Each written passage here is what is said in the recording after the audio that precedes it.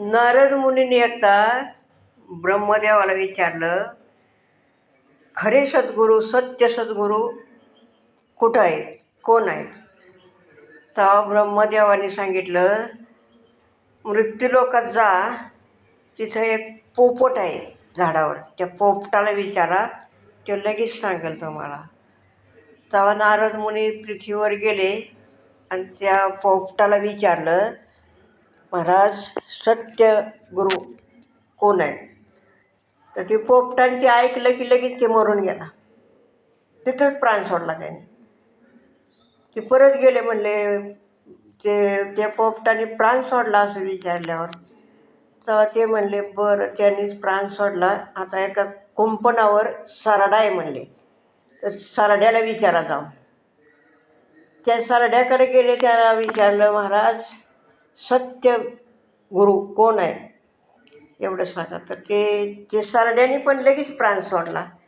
प्राण सोडल्यावर ते नारद मुनी गेले आणि ते म्हणले, अहो महाराज हे दोघं पण गेले की विचारल्यावर, आणि ते कसं काय असं? तेव्हा ते ब्रह्मदेवाने सांगितलं, आता एका राजवाड्यात जा, त्या राजाची सून डिलिव्हरी झालेली आहे, त्यांना मुलगा झाला आहे, त्या मुलाला विचारा. कधी डिलिव्हरी झाली? रात्री. आणि सकाळी त्या मुलाला विचारायचं. ते म्हणले, आता हे पोपट मेला आणि ते सरडा पण मेला विचारल्यावर, ते पोरगं जर मेलं तर कसं व्हायचं, माझी फजिती कशी होईल?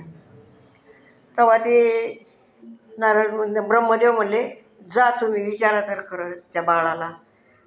मग ते नारद मुनी गेले, राजवाड्यात गेले, म्हणले आपली सून डिलिव्हरी झाली. तर हो झाली. काय झालं? मुलगा झाला. मला जरा त्या बाळासंग बोलायचं आहे, तर मला बोलायला भेटेल का?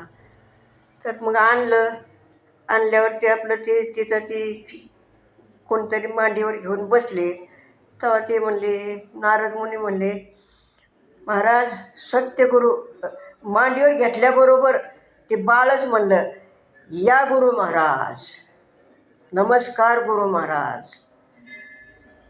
तेव्हा मग ते जाऊन लगेच नारद मुनीने ब्रह्मदेवाला सांगितलं, म्हणले आपणच गुरु महाराज आहेत तुम्ही स्वतः, आणि तुम्ही मला विचारताय, म्हणून तुम्हाला मी सांगण्याच्या आधी त्यांच्याकडून सांगितलं.